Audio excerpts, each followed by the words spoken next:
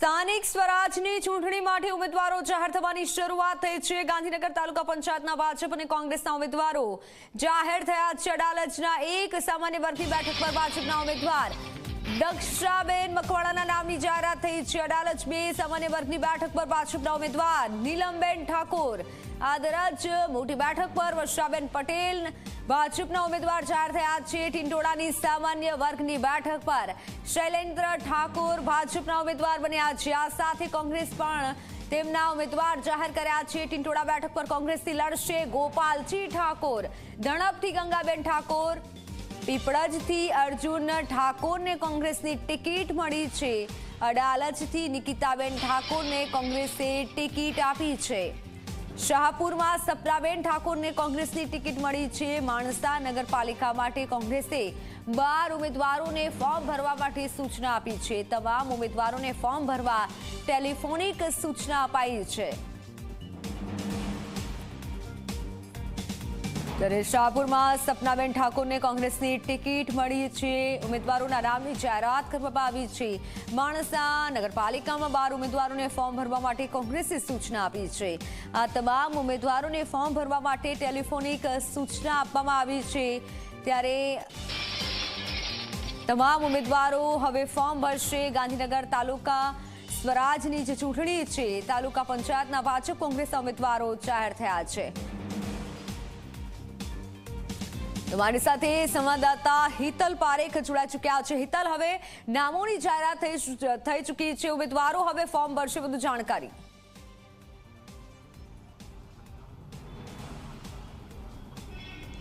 જી મિત્તલ, ચોક્કસ એવું કહી શકાય કે આવતીકાલે સ્થાનિક સ્વરાજ્યમાં ઉમેદવારી ફોર્મ ભરવાનો અંતિમ દિવસ છે। એટલે આખરે જોવા જઈએ તો જ્યાં સુધી સવાલ ગાંધીનગર તાલુકા પંચાયત અને માણસા નગરપાલિકાનો છે, બંને જગ્યાએ 28 બેઠકો છે। એ બેઠકો ઉપર ભાજપ અને કોંગ્રેસે પોતાના ઉમેદવારોના નામો જાહેરાત કરવાની શરૂઆત કરી છે। ક્યાંક ને ક્યાંક જોવા જઈએ તો કોંગ્રેસે તમામ લોકોને ટેલિફોનિક જાણકારી આપી દીધી છે। ભાજપ દ્વારા હજુ સત્તાવાર જાહેરાત કરવામાં આવી નથી, પણ જે પ્રકારે જ્યાં સર્વસંમતિ છે ત્યાં ઉમેદવારોને કહી દેવામાં આવ્યું છે કે ફોર્મ ભરી દે, અને એ ફોર્મ ભરાઈ ચૂક્યા છે। સ્વાભાવિક છે કે આપણી સાથે કોંગ્રેસના સિનિયર નેતા હિમાંશુ પટેલ જોડાયા છે।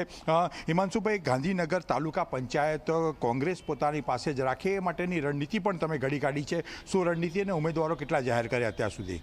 5 ઉમેદવારોએ તો ફોર્મ પણ ભરી દીધા છે અને 18 થી 20 જેટલા ઉમેદવારોને જાણ પણ કરી દીધી છે। 5-7 ઉમેદવારોને આજ રાત સુધીમાં કન્ફર્મ થઈ જશે, કોઈ પ્રોબ્લેમ નથી। પણ ક્યાંક 2 ઉમેદવારો સારા હોય તો અમે બંનેને એક થવા માટેની વાત છે, એટલે સર્વસંમતિ સાધીને કાલ સવાર સુધી બધું ક્લિયર થઈ જશે। આવતીકાલે ઉમેદવારી ફોર્મ ભરવાનો છેલ્લો દિવસ છે, કેવી તૈયારી કોંગ્રેસની આ ગાંધીનગર તાલુકા પંચાયત અને માણસા નગરપાલિકા માટે? ગાંધીનગર તાલુકાની તો વાત કરું તો આટલા વર્ષોથી જ્યારથી તાલુકા પંચાયત બની ત્યારથી ગાંધીનગર તાલુકાની જનતાએ કોંગ્રેસને ખોબલે ને ખોબલે મત આપે, અને ગઈ વખત પણ અમે 28માંથી 18 બેઠકો વિજય થયા હતા, અને 4 બેઠકો અમે 25 થી 30 બેઠકે મતે હાર્યા હતા। એટલે આ વખતે પણ અમે ખૂબ સારું આયોજન થયું છે। અમે પ્રભારી નિમ્યા છે, દરેકને સાંભળ્યા છે, અમારી સ્કૂટીની કમિટીની બેઠક થઈ છે, અમારા જિલ્લા પ્રમુખ, અમારું સંગઠન એક થઈ આ વખતે ગાંધીનગર તાલુકાની પ્રજાની જે લાગણીઓ અને માગણીઓ છે એ પૂરી કરવા માટે અમે તૈયાર છીએ। હિમાંશુભાઈ, ગઈ વખતે પણ જીત્યા હતા, પણ ક્યાંક ને ક્યાંક પક્ષના કારણે સત્તા નથી રહેતી કોંગ્રેસ પાસે, એનું હવે આ વખતે શું સોલ્યુશન લાવશો? ગઈ વખતની વાત તમે બધું જાણો છો, સમગ્ર ગાંધીનગર જિલ્લો જાણે છે કે ગઈ વખત એટલે 2015થી 22ની વચ્ચે કોંગ્રેસે ઘણું બધું બધાને તક આપી હતી। ઘણી બધી આગેવાનો, સામાજિક સમીકરણો, ઘણું બધું ગોઠવ્યું હતું। એના લીધે અમે ક્યાંક 5-6 બેઠકોનો અમારી સામે બળવો થયો હતો, પણ છતાં પણ અમે તાલુકા પંચાયત જાળવી રાખી હતી। ખાસ કરીને જોવા જઈએ તો કોંગ્રેસમાંથી આયારામ ગયારામની નીતિ ક્યારે અટકશે? કારણ કે ક્યાંક ને ક્યાંક પ્રજા, ગાંધીનગરની પ્રજા છે, તમને ખોબે ખોબે મત આપે છે ને એ જાળવી શકતા નથી।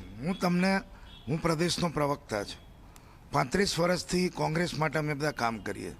હું બહુ જવાબદારીપૂર્વક કહું કે આજે ગાંધીનગર તાલુકો નહીં, તમે વિચાર કરો આજે આખા ગુજરાતમાં તમે ગુજરાત રાજ્યનું મંત્રીમંડળ જોઈ લો, ધારાસભ્યો જોઈ લો, જિલ્લા શહેરના પ્રમુખો જોઈ લો, રાજ્યસભાના સભ્યોનું લિસ્ટ જોઈ લો તો કોંગ્રેસના આગેવાનોને ભાજપે ખૂબ તક આપી છે. હવે એમનું જવું એ અમારા માટે દુઃખ છે, પણ જ્યારે કોઈ પણ રાજકારણમાં કામ કરવા આવ્યો હોય અને એના આવડી મોટી તક, આવડી મોટી પાર્ટી, શિસ્તબદ્ધ પાર્ટી કહેતા હોય અને બધી જ કોંગ્રેસના આગેવાનો અમારા સેટ થઈ ગયા હોય અને ત્યાં બાપની જેમ રોલ કરે છે તો કોણ ના કરે. ચોક્કસ જે પ્રકારે કોંગ્રેસ ક્યાંક ને ક્યાંક જોવા જઈએ તો ગાંધીનગર તાલુકા પંચાયત ગઈ વખતે 28માંથી 18 બેઠકો જીતી હતું, એ જ પ્રકારનો કોંગ્રેસનો દાવો છે આ વખતે પણ જીતશે અને ક્યાંક ને ક્યાંક કોંગ્રેસમાંથી આયારામ ભાજપમાં જાય છે ને એના કારણે પક્ષ પલટો અને સત્તા પરિવર્તન પણ થતું હોય છે, એ ન થાય એ માટેનું પણ ધ્યાન રાખવામાં આવશે એવો કોંગ્રેસનો દાવો છે. જી મિત્તલ.